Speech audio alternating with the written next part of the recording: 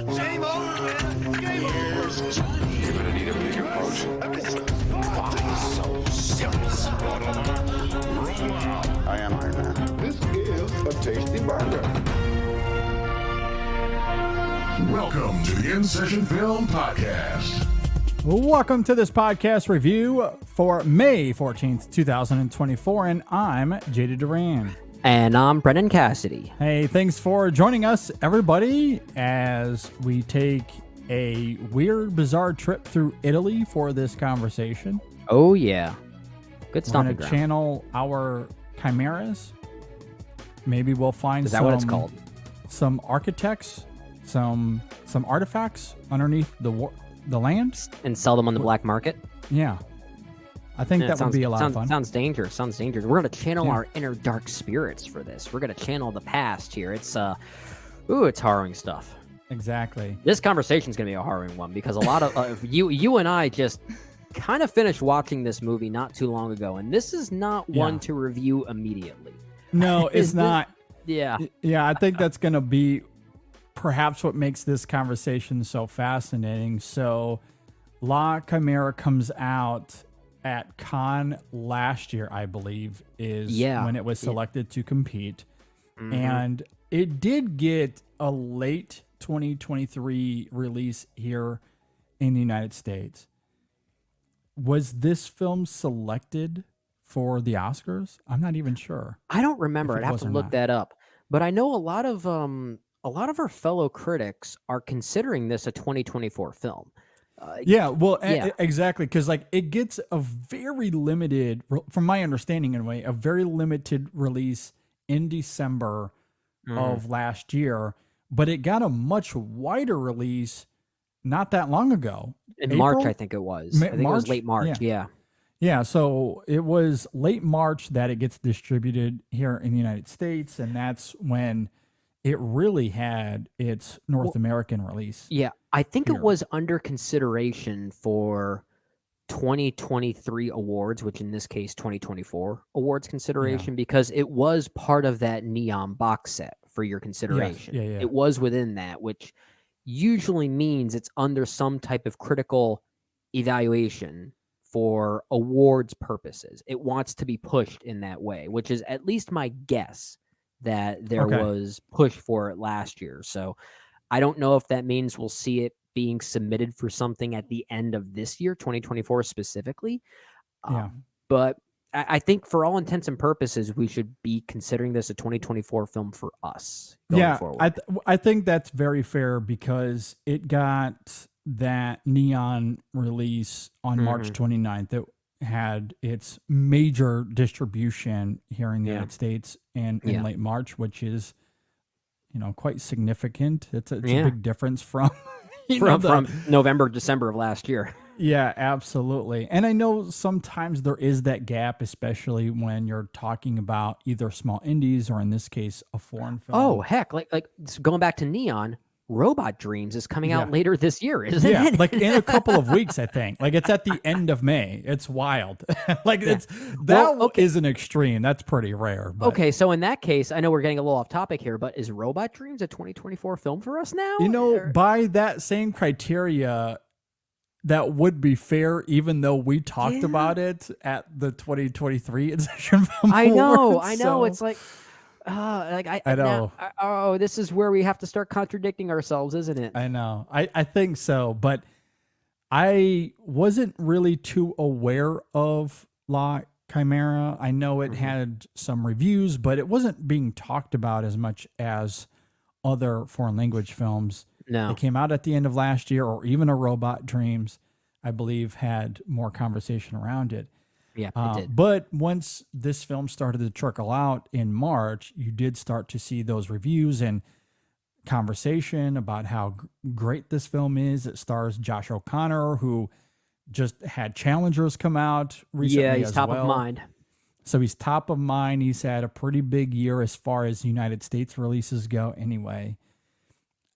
So, even though we're late to the party, it felt like a film that we wanted to see and talk about here. But to Brennan's point earlier, context for this conversation, I just finished watching this a few hours ago as we are recording this. I watched it today, so this might be a Yeah. short review. And this does happen a few times, Judy. It doesn't happen often, but there are a few times we jump onto a recording a specific review that we're just not quite ready to do because we haven't fully unpacked the film Yeah. that we're talking about. But that can be kind of fun. We might be able to start peeling the layers back in real time, and that might be what happens here. So how we feel about this film now, it could be one of those to be continued kind of situations. But I'm looking forward to the possible looseness of this conversation as we start to unpack it further. And it's one of those unfortunate victims of the week being very busy for me. And Same. I did not read any reviews of this movie.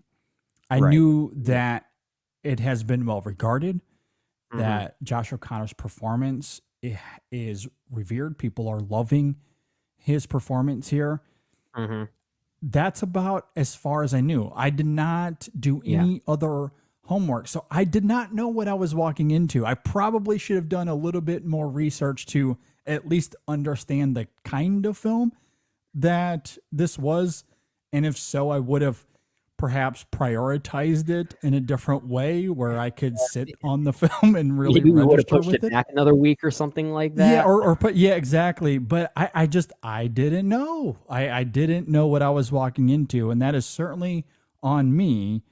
So It's on both of us, and honestly, it's even more on us because we have seen this director's prior film, Happy as Lazaro, and that was a very dense movie that required some deep thought and time to marinate with. And I knew that going in, and that's a film I did really like. It didn't end up in my favorites of the year, but I did really appreciate that.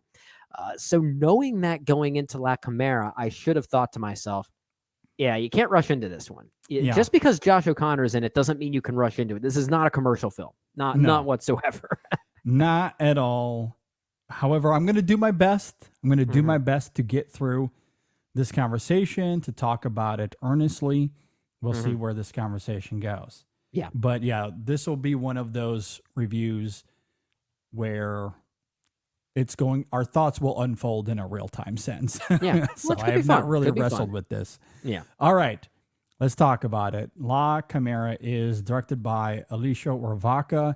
It stars Josh O'Connor, Carol Duarte, Vincenzo Nemolato, Alba Rohrwacher, Isabella Rossellini, and a bunch of others that come and go throughout the film. Forgive me for butchering those names. Well, we tried. I know you did some deep research on how to pronounce Alicia Rohrwacher's name, and I don't even know if I'm getting it right. I at least wanted to try to come close. I know that I am still Americanizing the pronunciation there. Yeah, I think we But both I are. listened to her pronounce her name at least a dozen times. So I at least wanted to try to come close. I'm going to make it look bad because I've got some Italian in me, and I'm going to make this really bad. It's like I have no excuse. I'm going to be at least giving wanted the to Italians a try. bad name. Yeah. So again, forgive me, but I at least wanted to try there. Yeah. If you're not familiar with La Chimera, it is about a group of archaeologists and the black market of historical artifacts. Pretty vague there. Oh, there's more to it than that. Is that really the only plot synopsis that they That's give here? what it says here. Another synopsis, I actually have two here that I can pull up. Another one says this is set in Lazio, where we see a young British archaeologist, and that is the character of Arthur, played by Josh O'Connor. He gets involved in an international network of stolen artifacts during the 1980s. So there you go. I didn't even know it was the 1980s. It was the 1980s. Yeah, That I did know.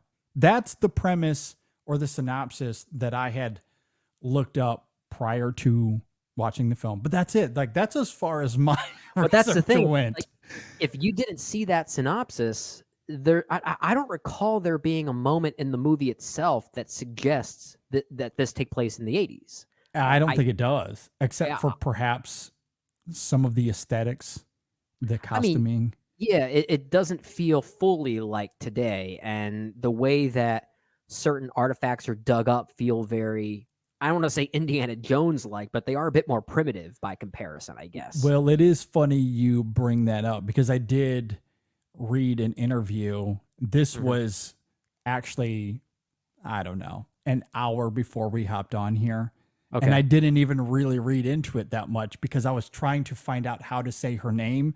Yeah. But in an interview, while trying to find that information, I did see that I see her talk about Indiana Jones as an inspiration.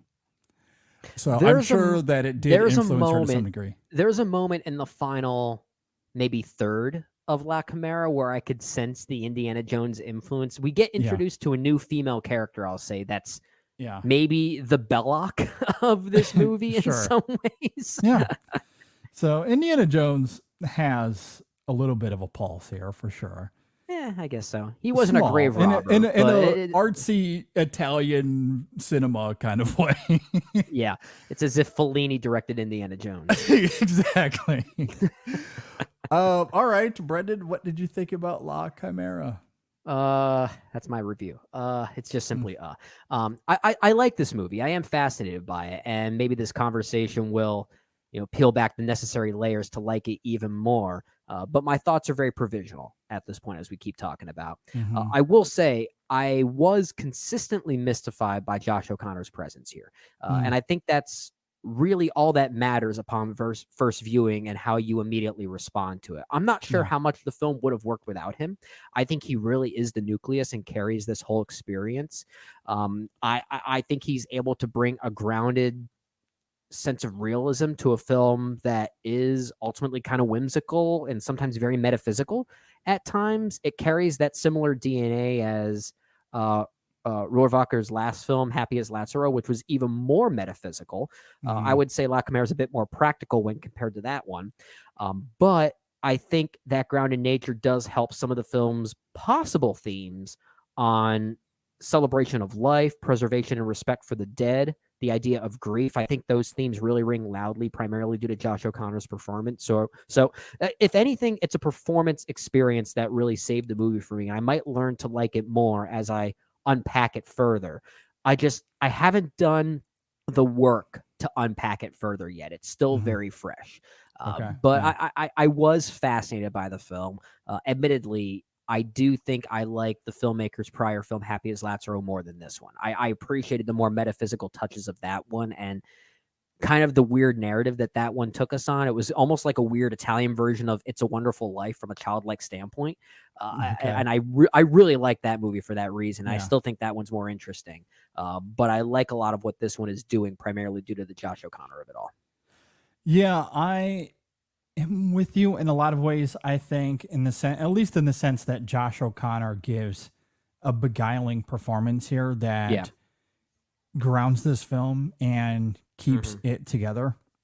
There is two distinct halves of this film for me. I don't know how you experienced it, but as I noted earlier, I really need to give this one another go. One where I can watch it in one sitting without any distractions, without the busyness of my life. Without a baby coming into the fold. Perhaps with Andrew not keeping me distracted. Not that he was when I was watching this. Yeah. However, that's fair.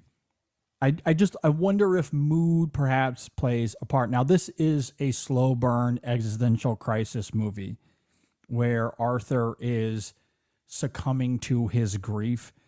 Yeah. And we see that in O'Connor's performance quite heavily as he's quite stoic throughout a lot of this film and very good within that stoicism. However, there's really not too much to the film in terms of giving the characters around Arthur personality or giving the story any sort of energy in the first 55 minutes of this film. There's no propulsion to this thing. Absolutely zero propulsion. And I admit, not a bad thing, just it's what it is. Well, again, that's where I'm torn. Yeah. I don't know if that's a good thing or a bad Well, thing. I say it in a general sense. A movie that lacks propulsion is not automatically a bad Yeah, thing. broadly speaking, I agree. Yeah. In this case, it did admittedly disengage me. Through 50 fair. minutes of this film, I couldn't tell you what was going on. I had absolutely zero attachment to these characters, nothing that kept me engaged with the art whatsoever. Aside from Josh O'Connor's performance, I was still a little intrigued by the choices he's making as a performer, but the character itself is still so vague and distant and lacking texture that I was at an arm's length. There's I think really that's fair. nothing of interest in this film aside from some of the camera work and framing, which I did appreciate. And that is perhaps what's most notable here is the filmmaking from Alice Rohrwacher, which is incredible. I really did love the immersion of the cinematography, the lush visuals, the color palette, the way she flips the camera in relation to the movements of Arthur is really interesting. And that picks up as the film starts to tumble down the hill a little bit. Once we kind of get to that midway point and the energy picks up, there's at least a sliver of some sort of narrative and or at least something that is motivating these characters. I don't need the film to give me any sort of conventional narrative, but at least give the characters some motive, something to attain themselves toward. And while I appreciate what the film is aiming for emotionally and in terms of its existential symbolism, which is there's elements of that early on that's interesting, but mostly the first 50 minutes of this film are extremely banal. I don't know how else to articulate it at this point other than that. There's nothing, there's just no energy, no thematic propulsion, no character propulsion. It's just a nothing movie. Now, the back half of the film, I think is quite antithetical to that.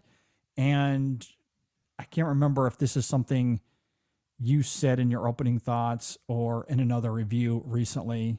It's all blurring together, to be honest. That's fair. That's fair. You got to get some sleep, man. you know, because oftentimes we do more than one review recording in a single night. Yeah. So it can kind of all blur. But you've talked about how an ending can recontextualize a movie. I know we did talk about that, maybe not explicitly in those terms, but we did have that conversation with Kingdom of the Planet of the Apes, which just came out. We did talk about that. You're right. However, this is another one of those instances for me where the ending of this film, the last 30, 45 minutes of the movie picks up to such a degree. It's still unconventional. It's still goofy and weird, which I do admire. But there's at least an artistic ambition and motive that makes sense for these characters, particularly Arthur. I don't know if it's there in the first half. I would argue it's not there really, but it is there in the back half. And by the end of the film, I was kind of actually won over by it in an interesting way. And I really adored that ending actually. So like, it's a tale of two halves. The first half, I could not have been more disengaged and disinterested. And by the end of the film, I was kind of caught up in its ravishing existentialism. Yeah, I don't think that's entirely unfair. I wasn't as distant from it as you were in that first half, but I do wonder if I would have been had it not been for Josh O'Connor. Like, I don't think that's the film saving itself in that regard. I think if anything, it is Josh O'Connor that was the thing keeping me engaged even in that first half. It wasn't the movie. It was him and his central beguiling performance. You use that word beguiling, and I think that's a perfect way to describe his performance. But you're right. I think the back half is it's not really like a completely different shift or anything like that. It's really just the moment where its central ideas really start to present themselves. I start to get an understanding of what the film is doing aesthetically and what that might mean symbolically. The use of upside down camera work and moments of true fantastical metaphysics. Like it's in those moments where it starts to almost become like a ghost movie in some ways. Yeah. And I think in those moments it's really effective. I love the camera work here by Helena Lovar, I believe is how you pronounce the cinematographer's name. The way that the actual camera and the framing here changes its aspect ratio is one thing that's really clever. But if you notice throughout the entire film, regardless of the aspect ratio, it still retains these rounded edges as if it's coming from this like toy camera that kids would play with when they were kids, right? So the whole movie is evoking this idea of memory and unreliability as it comes with memory and past. So I think that's all there. It just really starts to present itself in the back half when it really takes that as a priority. And that's where I think I'm with you as far as the back half being the stronger of the two here and where those themes become a bit more apparent. And I do think by the final third, it did start to win me over as well, because I did find a real conviction in those ideas on becoming so obsessed with the past that you become sort of disrespectful towards the dead, right? And really this movie is about a celebration of life, current life.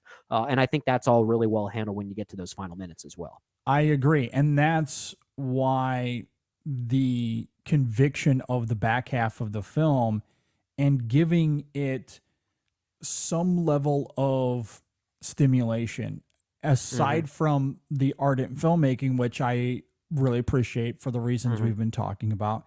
And that is still prevalent in the first half of the film. Right. For me, I just don't know if there's any conviction, any nuance. I don't know if there's anything at all that is driving the first 50 minutes. It does meander in a way as if it's still trying to find itself, right? Yeah, I mean, we're not told anything about these characters, including Arthur. I mean, the archaeological aspects of this film do not kick in until we get to that musical moment at about halfway the 50-minute mark. That is the halfway point. That's the bookend. Yeah. Once we get there, you get this musical sequence. That's where the archaeology becomes much more of a play. And again, I'm not asking for conventional storytelling and characterization, and that's clearly not on the top of mind of this movie.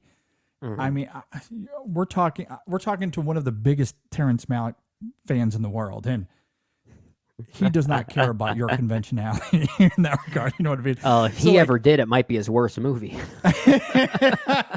No, like, I'm not asking for that, so I do want to be clear that I don't want the film to give me something that is, conventional or easy.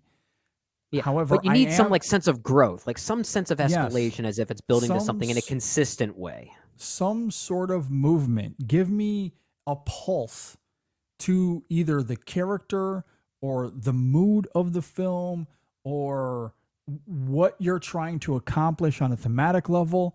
I don't think there is a single pulse to any of those things in the first film. It just meanders. It's just these characters hanging out, and not in a way, not like in a Linklater way where it's like, this is a hangout movie and it's awesome. No, it's again extremely banal. Just characters hanging out, and it's not moody in a way that's interesting. It's just moody in a way that is, I don't know. Well, just tedious and bland. If I were to try and defend the first half a little bit, because I'm not necessarily too far away from you. I think the first half does meander in a way where it does become repetitious and kind of problematic. But if anything, if there is meant to justify it, if there's anything meant to justify it, rather, it's sort of the meandering nature of Arthur himself and the lostness of him as a person. I think that might be the intent. At the same time, there is a question I have, which is, how much time do you need to prove that point? Do you need 50 minutes to prove that point? No. And that's where it becomes a bit of a question that I have, because I think the intent is to mirror the almost lifelessness of Arthur himself in this moment and the lostness of him as a person. But again, as I just asked, do you need 50 minutes for that? That's a great point. I don't think you need 50 minutes in order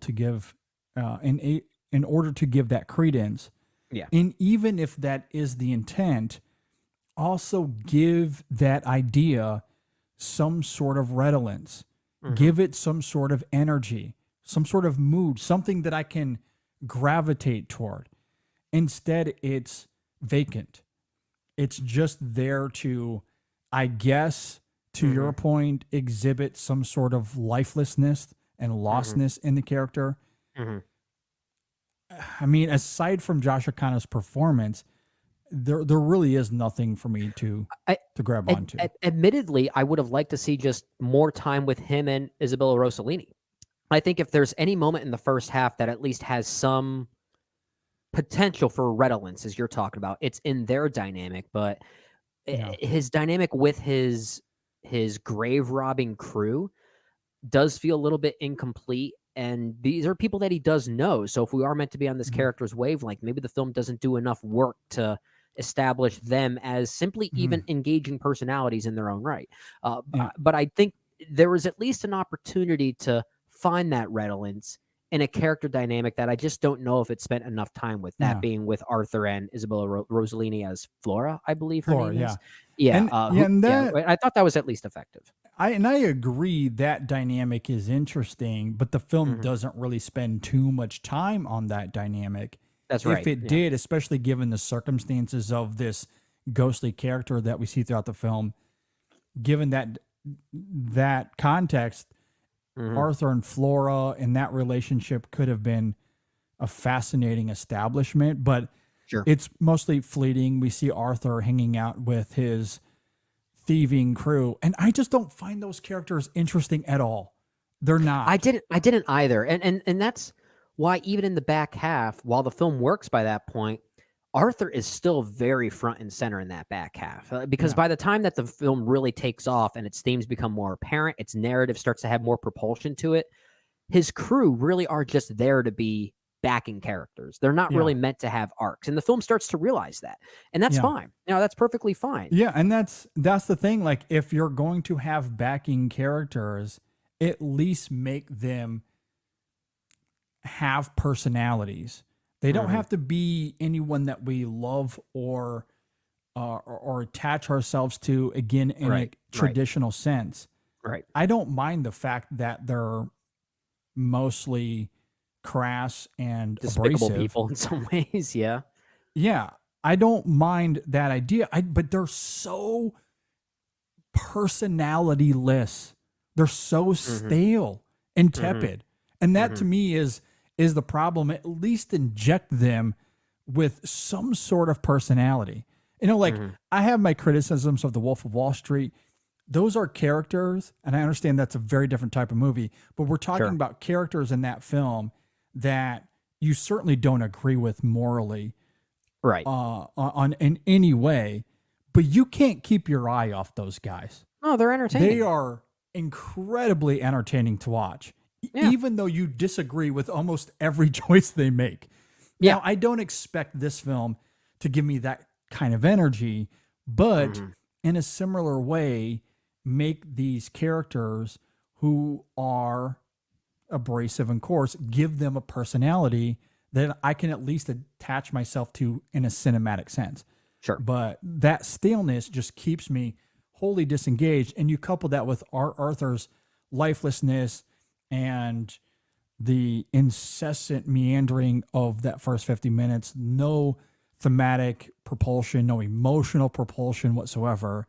So I couldn't help myself. Like, I could not have been more disinterested in the film. But that is, I want to set that foundation as clearly as I can, because it gives weight to how great I think the back half is, that despite feeling that way at the 50-minute mark, I was still pretty compelled by the film and how it was able to sway me by the end. Well, yeah. And I think that's why ultimately it sounds like I might be liking the movie overall a little bit more than you. I think the thing that still saves it for me, as I mentioned earlier, it is Josh O'Connor. I think he's at least able to make that despondency in the first half somewhat curious to me. Is it the most interesting thing? No, it's not. But I was always kind of intrigued as to what this character was going to do, what Arthur was going to do, and how he was going to react to things. it does take a long time to get to its overall point. I will agree with you in that. But if it wasn't for his performance, I really wonder how much this film would have worked. Is the film doing the good work point. to really justify its own existence, or is it purely performative? And I think it might be mostly performative. It really is his presence that ties it. It is a nucleus. It's a nucleus performance. It's really the thing that keeps it together for me. I agree, and he is very good.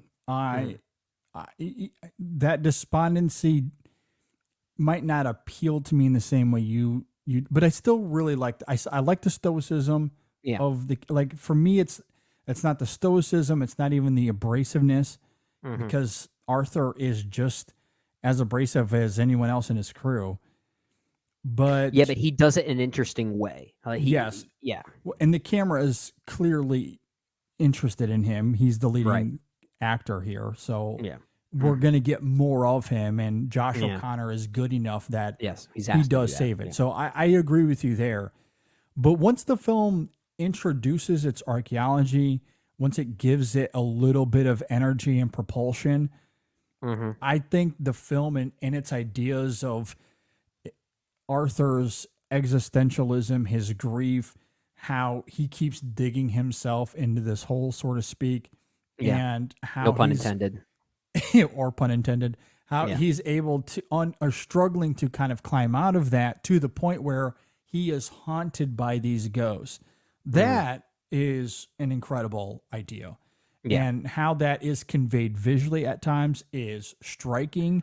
It's sorrowful, but foreboding in this visual way that I just absolutely adored. And you couple that with our Josh O'Connor's performance and how that evolves in that back half. It's really quite terrific. And then it ends in this incredible way that I think is impeccable for this movie. I love the ending. I love the final seconds of the film specifically. There's an action on a boat that I don't want to give away that Arthur makes, and the way that action is crystallized visually underwater, I'll simply say, is a stunning shot, an absolutely stunning shot. Fantastic. And I think also symbolizes everything that we're talking about here, the submersion of something underwater and how that preserves it, right? That's like a location like that is the preservation of history and past and the dead specifically, and how the film is asking us to honor that and not disrespect that. And I visually, that's where I almost felt like this could have been even more of a silent film to convey some of those things. Yeah, no, that's where the film comes at a head. One could say. Nice work. Okay. Thank you. Okay. I'm proud you're of that full. one. You're full of puns today. For those listening to this or watching this, if you didn't listen to our Kingdom of the Planet of the Apes review, JD's full of dad jokes. I'm right on now. fire tonight. Okay, I'm on fire. Yeah, no, it comes to a head in a fascinating way where I don't know if you want to call it commentary, but in terms of the premise here, this crew that is stealing these artifacts and what the film is trying to say through that, coupled with Arthur's grief and loss and stoicism here, that does crystallize in a fascinating way. Sure. And easily one of my favorite elements of the film for sure. Yeah. And I think it's why, what gives that ending all the more catharsis and credence to the choices that Arthur makes. Yeah. That I love. And visually, again, it's striking, like how all of that comes together. So I know I spent a lot of time harping on the first half of this film, but I want it to be equally clear that once we make that transition, and it's almost like watching a completely different film for me, like the turn is that drastic that I was like immediately invested, like the meme of like the guy sitting in the chair going forward, like that. Yeah, just that exactly, was you. Almost verbatim what happened. Yeah. So I guess in the end, do you still come out positive on this film overall because of that? Okay. Yeah, I'll probably end up giving this like a 3 or 3.5 stars on Letterboxd. Like I ultimately ended up liking the film, but it was a very jarring experience. Like I could not have been more disinterested, and then it makes that turn, and all of a sudden. Well, maybe not all of a sudden, because it is a slow burn still, but slowly but surely the film is reaching out and giving me something to grasp onto, whether it be a character trait here, a thematic thing here, a music element, a camera trick there. Like all of a sudden there's a propulsion to the film that was wholly absent in the first 50 minutes that started to bring all of these things together, and its symbolism, its existentialism, all of a sudden starts to make a lot more sense, even though it's funneled through this doleful lens, which I admire. I do like that on its own terms. Maybe not a vacancy of it, but there's at least a spirit, something that the film is trying to render that makes the second half of the film quite compelling. And there is a ghostly presence throughout most of the film that you can sense. You know, we just got done talking about Kingdom of the Planet of the Apes and how Caesar's ghost is all through that movie. There's something kind of similar happening here. Maybe not for the full movie, but when it becomes more apparent, you definitely sense a spiritual undercurrent here. And I think that does help amplify the things that do work about the film. Very much so. Carol Duarte as Italia, awesome. Loved her in this film. What an interesting character. She's kind of introduced as this dimwit of sorts, and then there's more revealed about her as a motherly figure, I'll simply say, that took me by surprise, I'll admit. Same. And the way that her art crystallizes in the end, I thought was very effective too. Yeah, I loved her. Do you have any final thoughts on La Chimera? I'm curious to see it again, to see if things shift even further. I'm with you. I do like the movie. I gave this a 3.5 out of 5 on Letterboxd as well. I think I gave the same grade to Happy as Lazaro as well. But that's a film I feel like is ultimately more consistent in totality when compared to this one. That full experience I thought was there. This one really has to do a lot of work and heavy lifting to get to its point that we ultimately really liked. But I am curious to see if it grows for me. It might grow for me as time goes on.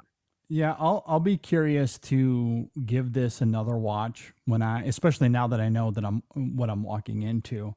Sure. I wonder about that first half, and honestly, I feel like that's all I need to see. I don't even know if I need to see the whole film because you like the back half. Yeah, I it's know there. that I genuinely quite loved the back half of the film for sure. It won me over in the end.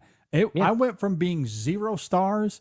If I was in a theater, I'm borderline walking out of this movie, to giving it 3.5 stars. Like that's a heck of a shift, man. That's a heck of a shift. It's such a jarring experience. Like I'm doing my best to articulate how striking of the turn it was. That's amazing, man. But that's where I was. And yet by the end, I'm still at like that 3.5 star range. That's how good the back half is. And it really is fantastic. And I've seen so much praise for this film, and I have been desperately trying to find it when reading through Letterboxd reviews and stuff. And I wish that I could echo the praise, the incessant high praise that this film has. Yeah, this is at like a 90. But it's like at 91 on Metacritic or something like that right now. Yeah. I mean, I wish I score. could go there, but every year there's these kinds of films where people go, bonkers over.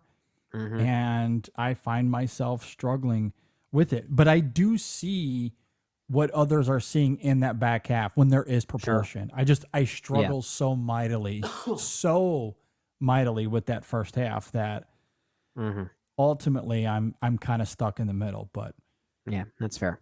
That's fair. I'm kind of with you overall, but I'm more or less with you in many ways. But Josh O'Connor, what an actor! What an actor Absolutely. he is. He's great. Yeah. All right. Well, with that said, if you agree or disagree with anything we had to say here, please leave a comment below. If you're watching on YouTube, if you're listening on Apple Podcasts or Spotify, reach out to us on social media. Let us know if you agree, disagree with anything we had to say here. We would love to hear from you. You can always email us insessionfilm@gmail.com. As we've somewhat alluded to, we just had a review of Kingdom of the Planet of the Apes go up. So Go and check that out. It was a really Long fun review. conversation. Long review. It was like what, almost 90 minutes long. I think Yes. it was. Yeah, it was a little lengthy, but really fun conversation. Yeah. And go check out episode 585. We continued our Best Picture movie series talking about Mrs. Miniver, which was also a really fun conversation. I enjoyed the Yeah. heck out of that one too. So Yeah, a lot of circumstances around that film. Not really around the film itself, more about circumstances and surrounding historical remnants of the movie that Exactly. make that a really interesting one, just given how it exists. I agree. So that was a really fun conversation. Go and check all of that out. Brendan, any final thoughts on anything before we get out of here? Say goodbye to this lovely background. It's Bye. going piece by piece, piece by piece. You're gonna see me in some other location. We joked about this earlier. I'm not gonna be in a dumpster, JD. I'm not gonna be in a car or anything like that. Although that would be kind of fun. Maybe I should try podcasting from my car, like you tried doing once. That did not ultimately work. It's a struggle if you're driving. I don't think it'll work if you're driving. I but would if not you're condone static- that. For anyone listening who is on a time crunch and you have your own podcast, and the only way you can do it is by driving in your car somewhere, don't do it. Yeah, it's not don't worth it. don't drink and drive. Don't podcast and drive. Exactly. That'll be the next billboard you see on cities across America. Gosh, yeah, that's we don't scary. want you to podcast and drive, but yeah, it'll be interesting to see the different locations where Brendan joins us from in the near future. At any rate, I don't know if I have any other final thoughts. I am excited about the hockey playoffs. That's been very fun. Oh yeah, your I've been very time busy is with now. that. Your time is now, man. Absolutely. It's been crazy, keeping up with all of that. My 10-year wedding anniversary is coming up here pretty soon. Oh so heck yeah, man! Congrats. thank you. I'm very excited. We're taking the family to Disney. So we're going to spend the weekend there celebrating. okay. It's going to be a good time. Okay. So maybe I'll do a podcast from Disney. Who knows? No, that'd be We'll cute. see. Hope maybe it's a Disney movie. Magic we'll talk Kingdom? I don't know if they'll allow that, but About. He'll be on Splash Mountain. which they've redone. That's They true. had to This just goes redo to that show whole how. thing. Just goes to show how long it's been since I've been at Disney World. I still call it Splash Mountain. I don't know if they're changing. I assume they're going to change the name, but I haven't heard of any sort of official name change. Okay. So I don't know. if But they're gonna it's call it still something it's still else. no longer inspired by Song of the South, right? No. Yeah, they got rid of that. Probably about 50 years too late, but they finally got rid of that. Okay. All right. And it's going to be Princess and the Frog themed. Of course it is. So they're going to give that one a complete makeover. I assume they're going to change the name. I just don't know what it is, though. I don't think Yeah, they've said that's yet. good. But Okay. They're probably waiting for that. Yeah. Yeah, it's At been a any while rate. since I've been there. I guess I have an excuse to go to Florida and meet up with Yeah. you now, right? exactly, I'll take you. I know Disney like the back of my hand, so I know I you do. can It's show you adorable. around. You got to check out the new Tron ride. It is so good. It's What park is so that good. in again? Is that in That's Magic in Kingdom? Magic or is- Kingdom. Oh, interesting. That feels like that Yeah. would have been a Hollywood Studios kind of thing. You would think so, but it's right behind